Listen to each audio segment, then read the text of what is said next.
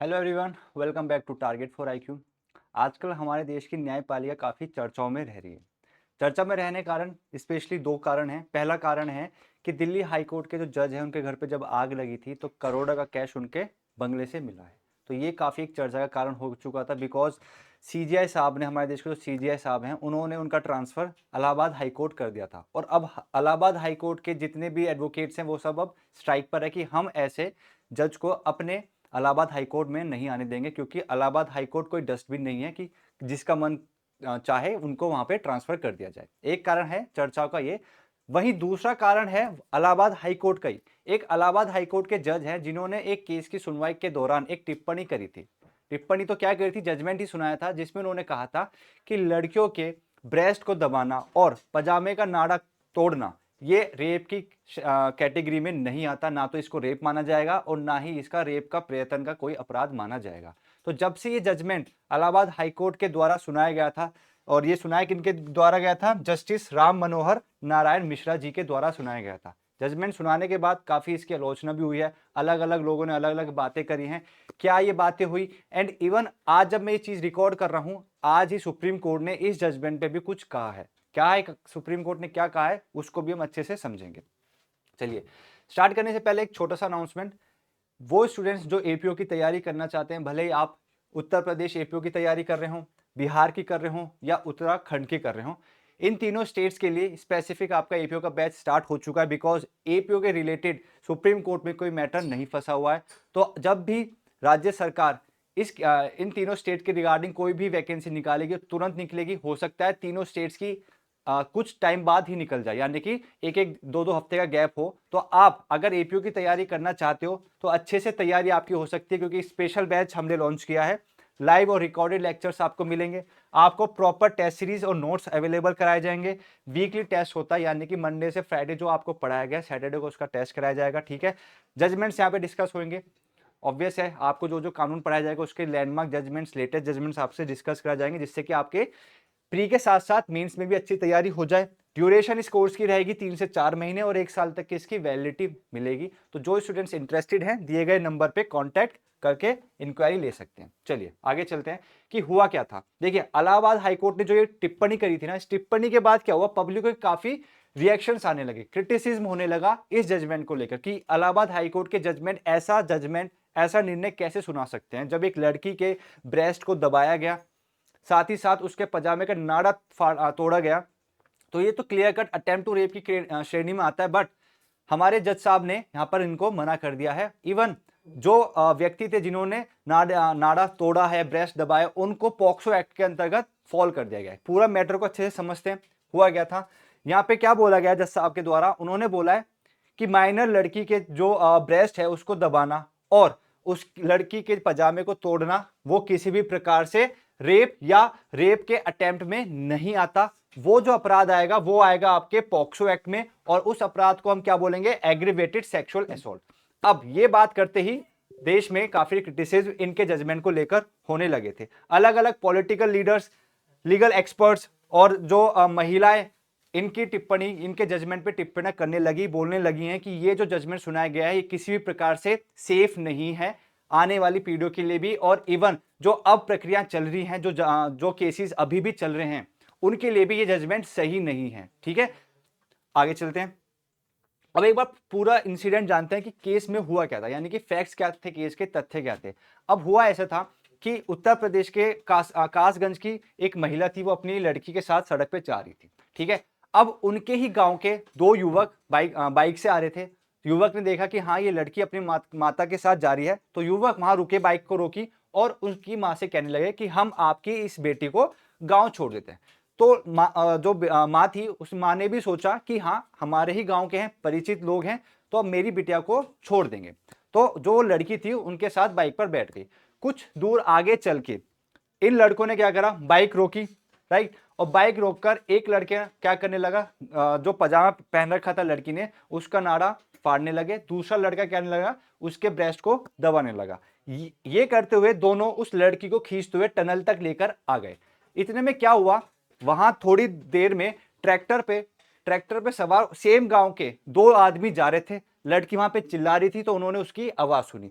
आवाज सुनने के बाद उन्होंने ट्रैक्टर रोका, देखा कि यहाँ पर आवाज किसकी आ रही है, तो उन्होंने देखा कि गांव के ही 2 आदमी लड़की के साथ ऐसी बदतमीजी कर रहे हैं। तो उन्होंने वहां पर आकर उसको रोका, वो दोनों वहां से भाग गए। और भागने से पहले उन दोनों लड़कों ने कहा कि हम तुम्हें देख लेंगे, और धमकी देकर वहां से चले गए। अब ये सारा इंसिडेंट जब लड़की की मां को पता चला, तो वो कहां पहुंची, वो पहुंची उन दोनों लड़कों के बाप पेरेंट्स पर, माता पिता पर। तो उनमें से एक लड़के के फादर ने बोला कि आप जिस प्रकार से हमारे लड़कों को बदनाम करना चाहती हैं, आप सही नहीं कर रहे हो, हम आपको देख लेंगे। यानी कि पेरेंट्स की साइड से भी कोई काम, कोई इनिशिएटिव नहीं लिया गया अपने बच्चों के द्वारा, यानी कि पेरेंट्स ने भी सपोर्ट किया अपने बच्चों को। अब लड़की कहां गई, यानी माता कहां गई, मां अपनी बच्ची को लेकर गई पुलिस स्टेशन पर। पुलिस स्टेशन ने भी कोई एक्शन नहीं लिया, राइट। अब जब पुलिस स्टेशन के द्वारा भी कोई एक्शन नहीं लिया गया, तो वो लड़की कहां गई, कासगंज कोर्ट में गई। कासगंज कोर्ट ने क्या करा, उसकी जो एप्लीकेशन थी, उस एप्लीकेशन को कंप्लेन की तरह ट्रीट कर पुलिस को इन्वेस्टिगेशन के आदेश दिए। ये जो बात है, ये जो घटना है, ये 21 मार्च 2022 की घटना है। जब सारी इन्वेस्टिगेशन पूरी हो गई, कोर्ट ने क्या करा, उस लड़की के बयान रिकॉर्ड करे, गवाहों के बयान रिकॉर्ड करे, और लोअर कोर्ट में ही केस स्टार्ट हो चुका। फिर क्या हुआ, लोअर कोर्ट ने एक्यूज, जो अभियुक्त थे, जो वो 2 लड़के थे, उनको सजा मिली कि हाँ उन्होंने अपराध किया है। लोअर कोर्ट ने कौन कौन सी धाराओं में सजा दी है, सेक्शन 376 जो कि अटेम्प्ट टू रेप की बात करता है ऑफ आईपीसी। अब देखिए आईपीसी का जिक्र यहाँ पे इसलिए हो रहा है, इवन तो हमें पता है नया कानून हमारे देश में लागू हो चुका है, पर ये जो इंसिडेंट था, ये जो घटना हुई थी, ये जब हुई थी जब हमारा पुराना कानून लागू था। तो जस्ट पुराने कानून लागू था, उस समय जब अपराध हुआ है, तो इसी वजह से हमारा पुराना कानून लग रहा है। दूसरे यहाँ पे जिन धारा में उनको सजा मिली है, वो है पॉक्सो एक्ट की, ठीक। ट्रायल कोर्ट ने जब अपनी सजा सुना दी अटेम्प्ट टू कमिट रेप की, तो ये जो 2 लड़के थे जिनको सजा सुनाई गई, उन्होंने क्या करा, उन्होंने इलाहाबाद हाई कोर्ट में अपील डाली। इलाहाबाद हाई कोर्ट ने इनके केस को सुना, और इलाहाबाद हाई कोर्ट ने क्या करा, जो उन पे चार्जेस लगाए गए थे, जो जो धाराएं लगाई गई थी, जो जो चार्जेस लगाए गए थे, उन चार्जेस को ऑल्टर किया, उनमें बदलाव किया।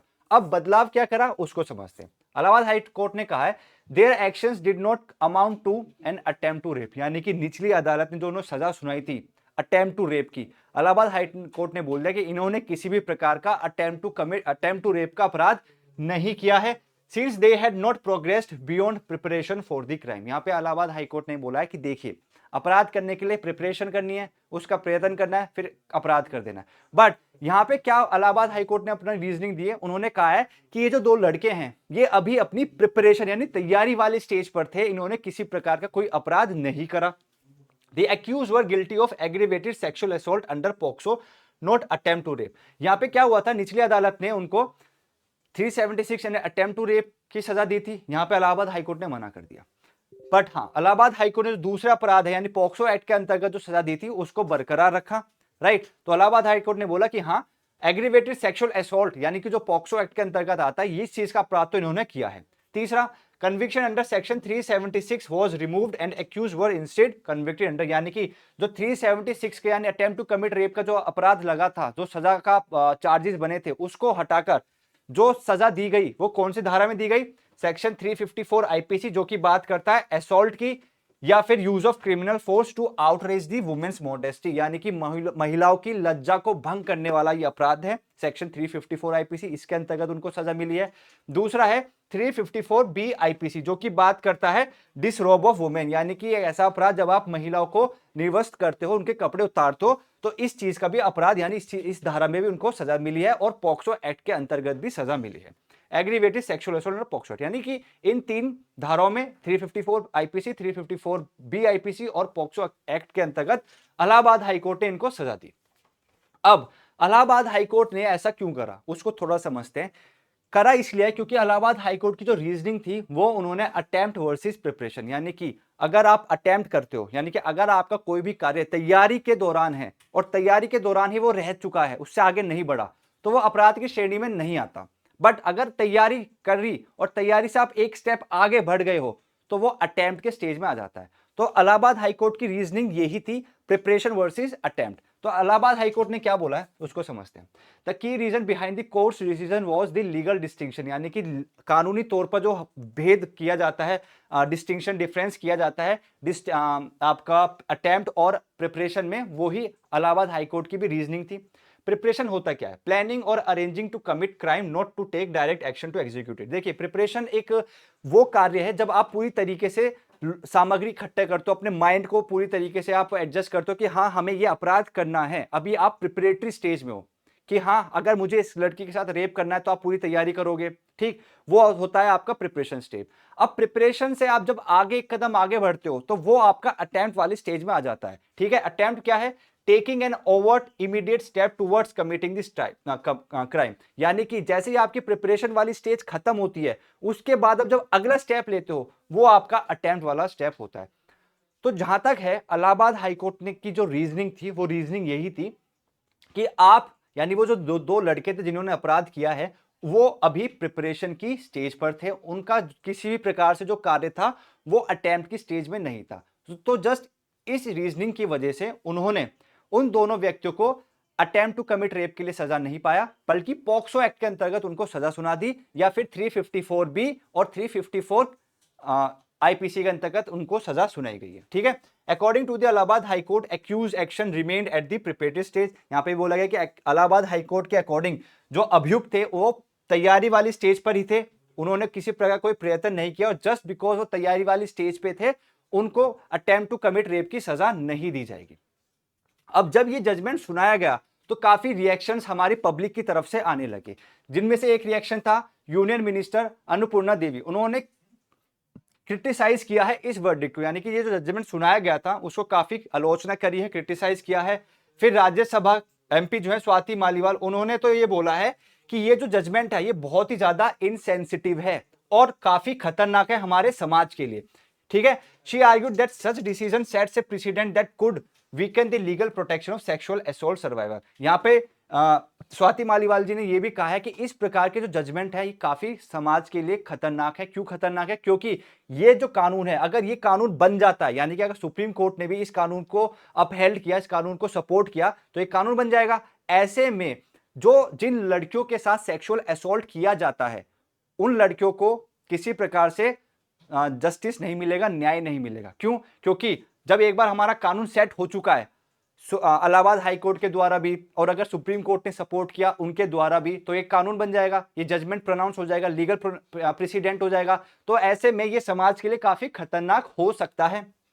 ठीक है, उसके बाद women's right organisation have called the ruling deeply problematic because it diminish the seriousness of an assault. यहां पे बोला गया है कि जो सीरियसनेस है असॉल्ट को लेकर हमारे समाज में, वो अब धीरे धीरे कम हो जाएगी अगर ऐसे जजमेंट न्यायालयों के द्वारा आने लगे हैं बार बार। Legal experts want that this interpretation could create a loophole allowing many similar cases to be degraded from attempted rape to lesser offences. यहां पे कुछ लीगल एक्सपर्ट्स का कहना है कि अगर ऐसा कुछ न्याय या ऐसा कुछ जजमेंट आता है तो ये एक लूप होल क्रिएट कर देगा, और इस लूप होल की वजह से अगर किसी अभियुक्त को सजा मिल रही है तो वो अब इस सजा से बचकर उसको कुछ कम सजा मिल जाएगी। भाई देखिए, अगर आप अटेम्प्ट टू रेप कर रहे हैं, बड़ा अपराध है, और वहीं अगर आप पॉक्सो एक्ट में जा रहे हो या 354 आईपीसी में जा रहे हो तो आपका अपराध की जो श्रेणी है वो कम हो गई। तो ऐसे ही यही यहाँ पे भी यही बोला गया है कि अगर ऐसे जजमेंट हमारे समाज में आया और ये प्रिवेल कर गया तो ये एक लूप होल छोड़ देगा, और इस लूप होल की वजह से अभियुक्त को जो सजा मिलनी थी वो ना मिलकर अब छोटी कम सजा मिलेगी। कंपेयर अब ये देखिए, ऐसा जजमेंट, ये ऐसा नहीं है कि ये पहली बार हमारे समाज में ऐसा जजमेंट हमें देखने को मिला है।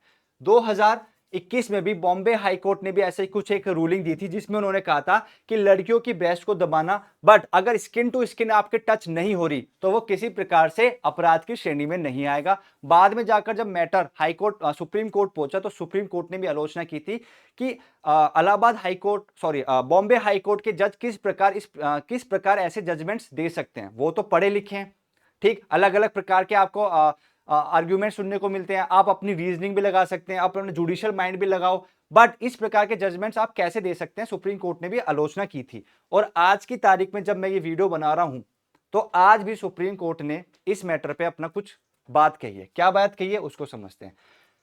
सुप्रीम कोर्ट ने कहा है in human top court possess grabbing breast not rape attempt verdict, यानी कि सुप्रीम कोर्ट ने साफ साफ बोल दिया कि इस प्रकार का जो जजमेंट सुनाया गया है इलाहाबाद हाई कोर्ट के द्वारा ये किसी भी प्रकार से सही नहीं है। It is an inhuman judgement और इस जजमेंट को सुप्रीम कोर्ट ने रोक लगा दी है कि अभी इसको किसी प्रकार से निष्पादन नहीं किया जाएगा, ये जजमेंट सही नहीं है। इवन जो बेंच में थे, ये बेंच में दो जजेस थे, justice B R Gavai, justice Augustine George Masih, इन्होंने इनमें से जस्टिस बी आर गवई ने कुछ कहा है। उन्होंने क्या कहा है, it is a serious matter, कि भाई बहुत ही एक सीरियस मैटर है ये जिस प्रकार ये जजमेंट आया है, total insensitive on part of जज, कि बहुत ही ज्यादा इनसेंसिटिव है ऑन द पार्ट ऑफ जज। आपके पास इवन इन्होंने ये भी बात बोली थी कि जब आपके पास मैटर आया, वो मैटर सुनने के लिए आपके पास 6 महीने का वक्त था, आप अच्छे से केस को एनालाइज कर सकते थे, वर्डिक्ट अच्छे से सुना सकते थे। देखिए होता क्या है, निचली अदालत में चले एक बार को मान लेते हैं कि निचली अदालत में लैक ऑफ एक्सपीरियंस की वजह से आप इस प्रकार के जजमेंट सुना सकते हो। वैसे एक्सेप्टेबल हमारे समाज में नहीं है, पर चलो ठीक है, आप निचली अदालत के जज हो, आपको हो सकता है एक्सपीरियंस इतना नहीं है, आपसे गलती हो गई, आप अपील के माध्यम से हाईकोर्ट जा सकते हो। बट हाईकोर्ट में हाईली नॉलेजेबल, हाईली एक्सपीरियंस्ड जजेस बैठे हैं, अब वो इस प्रकार से अगर जजमेंट सुनाएंगे तो हमारे समाज का जो एक ट्रस्ट जुडिशरी की तरफ है वो कहीं ना कहीं गायब होने लगेगा। भाई एक तरफ तो इंसिडेंट ऐसा देखने को हमें मिला हाल फिलहाल में जहां पे करोड़ों का कैश मिला है एक जज के घर से, और दूसरी तरफ अगर ऐसे जजमेंट आने लगे तो समाज क्या ही उम्मीद रखेगा हमारी जुडिशरी फैटर्निटी से। तो एक ये जजमेंट था, मैंने सोचा आपके साथ शेयर किया जाए कि हमारे समाज में क्या चल रहा है, क्या एक इमेज बनती जा रही है जुडिशरी की तरफ। आई होप आपको लेक्चर समझ में आएगा। मिलते हैं नेक्स्ट वीडियो में।